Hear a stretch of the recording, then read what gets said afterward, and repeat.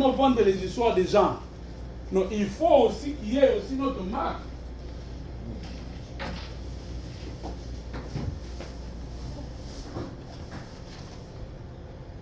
Vous voyez, il faut aussi qu'il y ait aussi notre marque.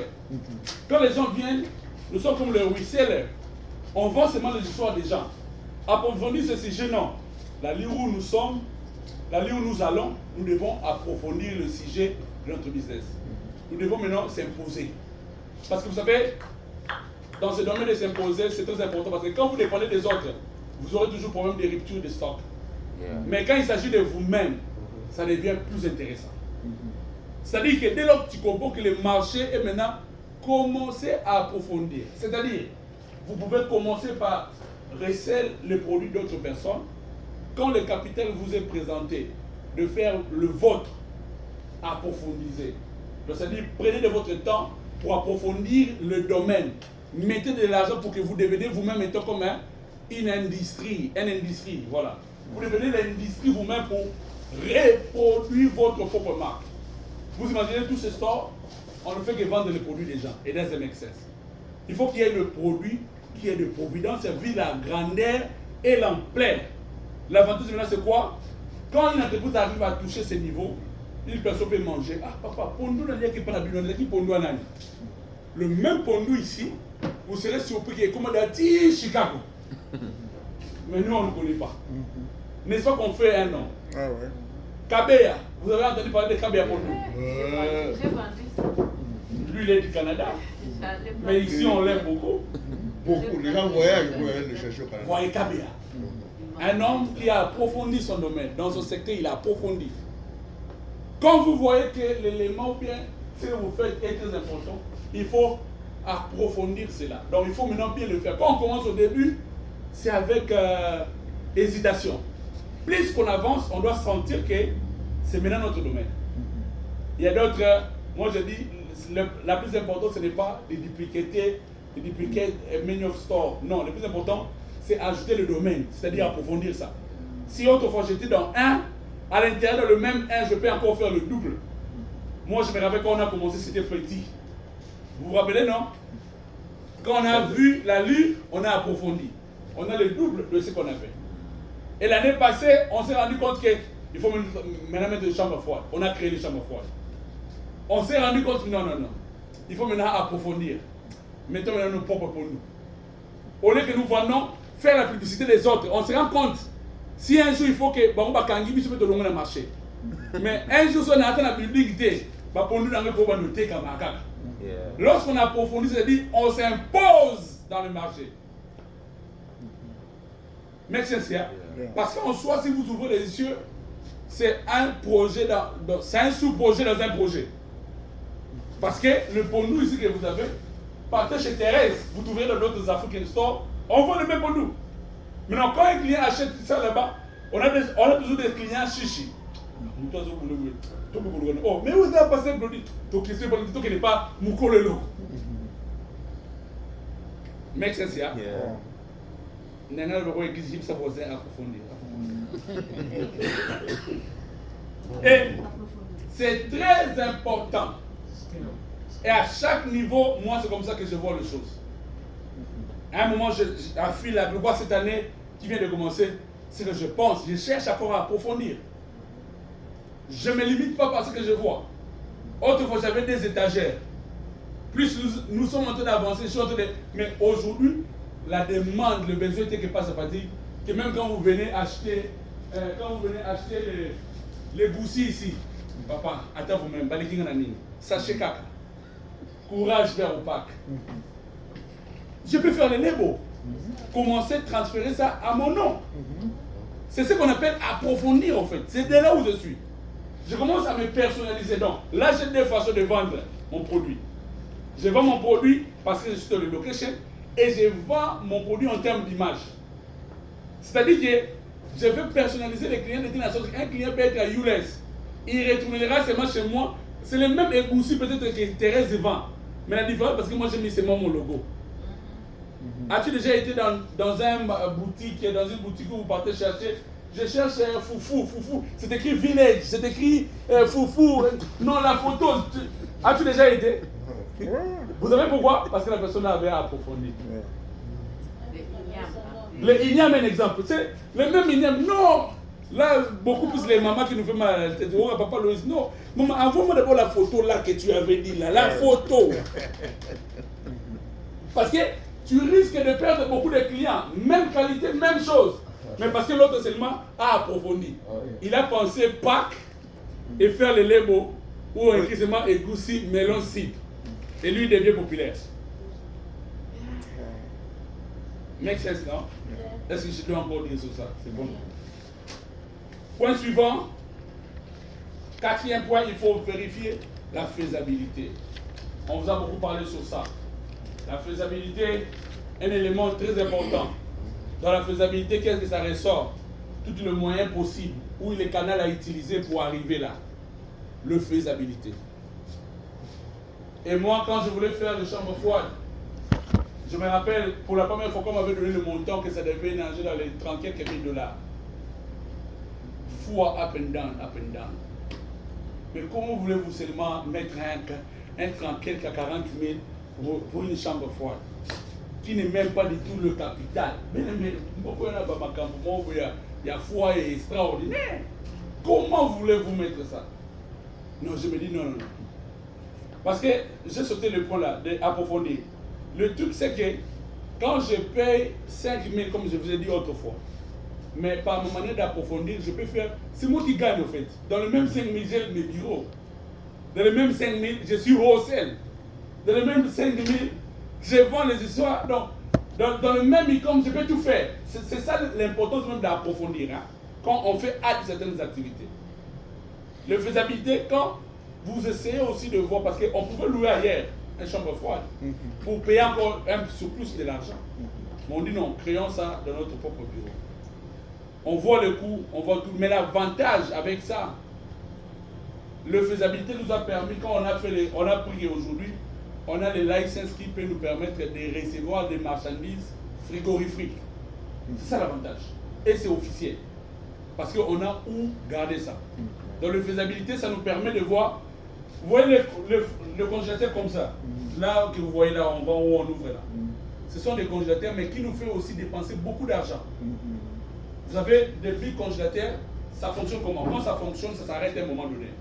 Quand ça a accumulé beaucoup de froid, ça s'arrête et ça ne tourne plus. Quand les gens ouvrent beaucoup, ça va toujours tourner. Mais ça, il n'y a pas cette option de s'arrêter. Ça tourne pour ne toujours tourner. Vous pouvez remarquer qu'il y a un produit, même le Big Écoutez, quand vous mettez dans le Big Freezer et quand vous mettez ici, c'est des choses différentes. Ici, plus ça traîne, ça devient noir. Ça change de couleur. Mais là-bas, c'est vous qui gérez la température. Quand la température est libérale, on peut réduire comme on peut augmenter.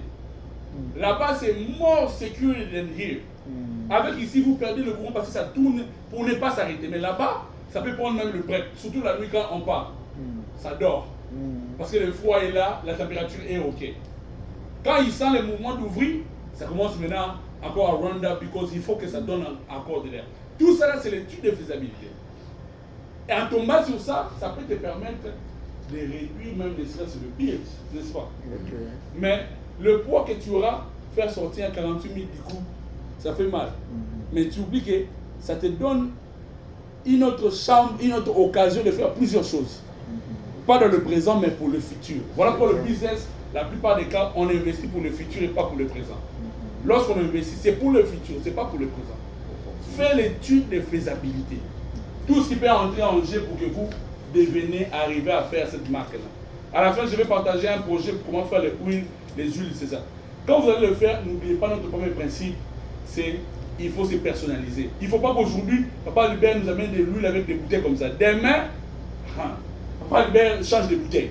Non, ça ce n'est pas la constance. Dans les affaires, il faut faire l'étude de faisabilité bien avant pour qu'il y ait une constance. Parce que les consommateurs qui te consomment ont déjà leur marque, leur préférence. Vous voyez les pains là, ça vient un peu carré comme ça. Il y a beaucoup de gens qui aiment le pain qui vient de Alberto. Tom Tom, Albertson et tout ça. C'est différent, c'est de Walmart, n'est-ce pas? La présentation. Étape suivante, 5e point.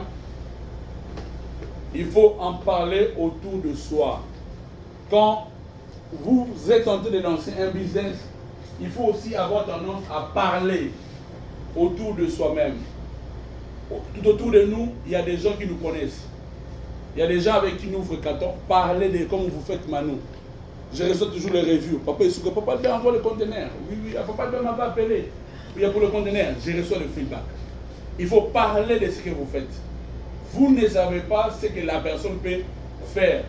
Il est à 90% à prouver que les gens qui sont tout autour de nous ne nous soutiennent pas beaucoup. Mais il arrive même des fois, il peut te recommander chez une personne, même quand lui-même il ne t'a pas encore goûté à tes services. Yeah. Mais maintenant, les échos qui peuvent parvenir de l'autre client là, peuvent lui pousser un jour de venir. J'ai vu au début de mes taxes, les gens pouvaient me recommander les clients sans pourtant que lui-même puisse venir faire chez moi.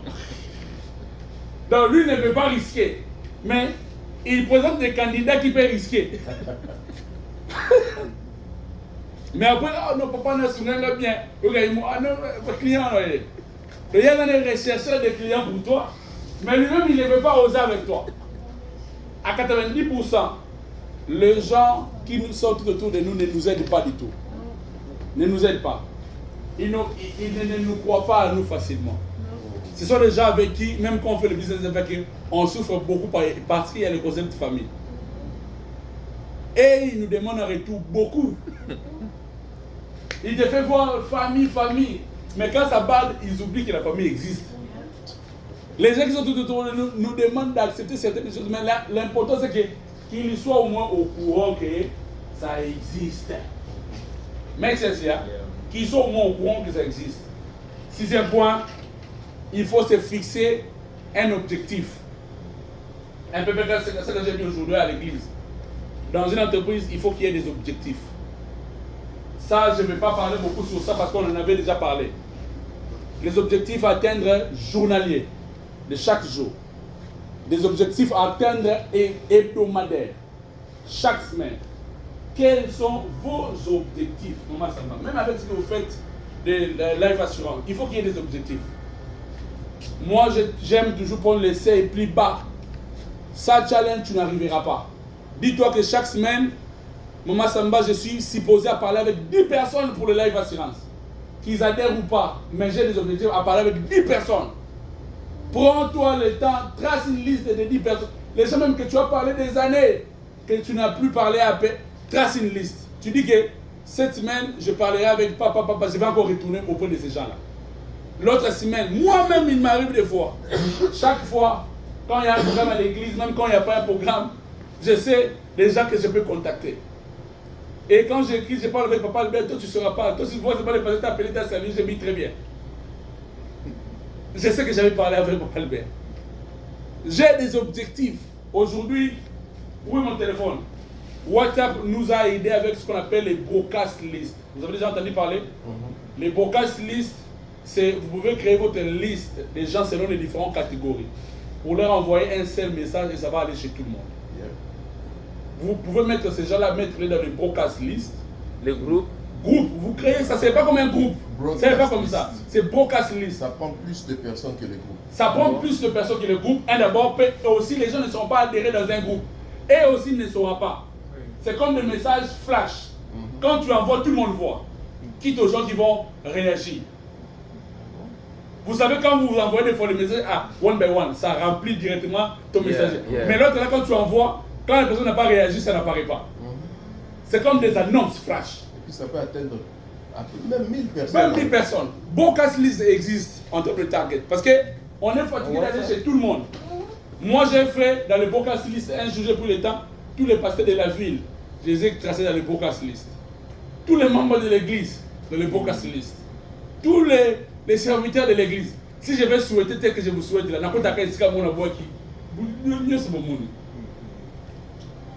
et la personne qui réagit, j'entre maintenant pour aller réagir parce que les gens sont trop busy. Ça, c'est une façon de fuir les groupes. Et dans le business, il y a aussi les podcasts qui existent. Vous pouvez avoir toutefois tendance à faire, c'est fixer des objectifs. Papa Manu, on a plus le temps de travailler pour le warehouse pour certaines personnes qu'on n'a pas beaucoup de temps de travailler pour nous-mêmes. Quelqu'un dit, à Lingala,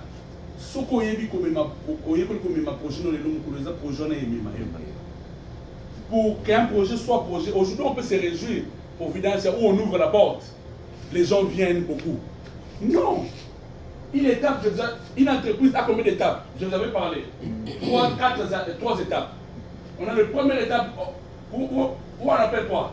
Naissance. Ça, c'est la première étape. Deuxième étape, c'est quoi? C'est croissance. Troisième étape, maturité. Si c'est un produit, on va parler du déclin, ok? Ça, c'est si c'est pour un produit. Yes. Naissance, c'est quand l'entreprise vient de naître. Quand l'entreprise est née, souvent, on n'a pas beaucoup de clientèle. On n'a pas beaucoup de gens. On n'est pas connu. Les gens ne nous trustent pas aussi. Aujourd'hui, quand on vient, on ouvre la porte. Et pour Vidence, c'est pas de et on se ma cliente pour Zénaïo. Des mois passés, on priait pour ça. Hein? On priait pour que les gens viennent. Maman, ça me va.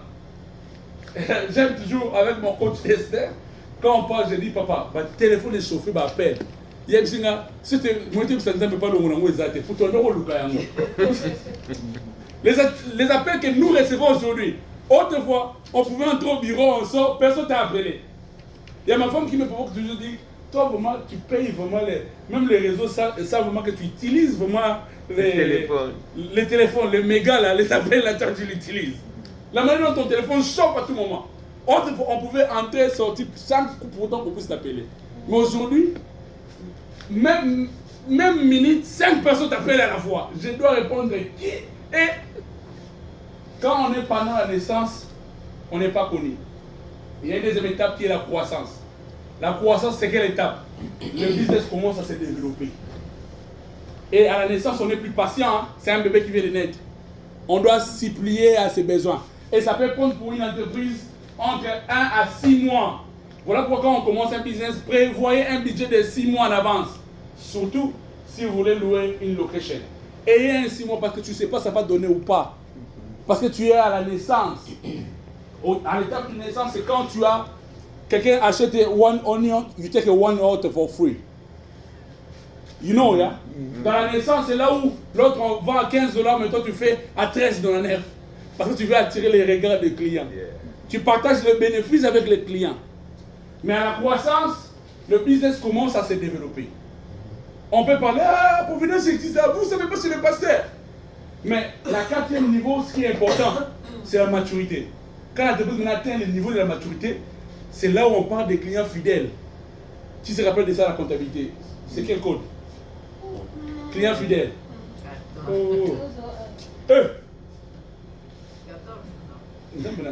Madame Naleka. 0. Maturité. À l'étape de la maturité, l'entreprise maintenant, c'est ce que vous sentez que les gens, tout le monde part à Dubaï, part à Bénin. Mais Maman Biomba, c'est Bazin riche, c'est Boubou riche. À ce niveau de maturité, un client peut quitter Irving, comme je vois, venir acheter ici. On a un client qui quitte le SUV, hein, qui quitte le SUV pour venir acheter le fondue ici. Chaque semaine. Chaque semaine. Mais des fois, je me dis, tu dépasses bête pour arriver jusqu'ici 40 quelques de minutes. Vous savez pourquoi? Il s'est fidélisé. C'est ça la maturité. Donc ici, chaque fois quand il vient, il trouve les produits dont il a besoin. Ici, quand il vient, il peut même manquer de vous. Il peut dire, je peux vous payer demain. Ça joue aussi à l'étape relation. Il est plus à l'aise quand il sort d'ici que quand il est ailleurs. Il se maîtrise avec le prix. Si c'est un produit, on parle du déclin. Là, plus le déclin, un exemple, Monganga qui devient Monganga plus. Plus on passe sur la concurrence du marché. Quand il y a un autre produit qui prend une autre ampleur, il faut que le même produit, on ne sait pas changer, mais on change seulement la manière. Ça devient Monganga plus. Donc on ajoute un surplus dans ce qu'on faisait, mais ça reste le même produit ayant le même effet créatif. Et rien ne change. Apple 12, Apple 13. Apple 12, Apple 13. Surtout avec Apple, on va être des pauvres nous tous. Les astuces simples. Hey Moraga, le roi Ouattara, je ne sais pas si c'est quoi papa Loïs, mais je me rends compte que même quand j'ai vu comme ça, dans ma tête je sais que ça existe. Et je ne sais pas comment je vais avoir. Je dois finir quand même arriver là-bas. Il y a les ajouts qui s'amènent, ok? c'est fixer des objectifs, c'est très important. Je vous ai parlé comment moi je fixe mes objectifs journaliers. Comment, c'est facile, je prends ce que je paye le mois et le bill et mes responsabilités de chaque mois. Je les divise par combien? Par 30. Je prends toujours 30. Parce que ça tombe rarement 31-31. Et dans les 30, ça me donne un montant journalier. Et ce montant journalier, quand j'ouvre étant que magasin, je dois toucher ce montant-là. Quand je fais un exemple, mes dépenses journalières est de 500. Quand je fais 500, je ne fais rien. Je dois fermer ce business. Là, il ne faut pas blaguer. Une entreprise sans fixer les objectifs, c'est une entreprise morte. Parce que tu ne sais pas là où tu pars. Ne blague pas. Ça, je vous dis vrai. Tu dois connaître l'évolution, le processus qui t'amène au succès. Si tu ne le connais pas, ça ne marche pas. Même moi, tel que je suis, chaque dimanche quand je viens, je sais déjà les gens que j'ai programmés à parler pour la semaine qui va commencer. J'ai développé à un moment donné le système. Quand j'entre au store, je prends certains produits, je mets à table, là je mets. Je sais déjà, je dois parler avec Goya, je dois parler avec ces gens-là. Les objectifs.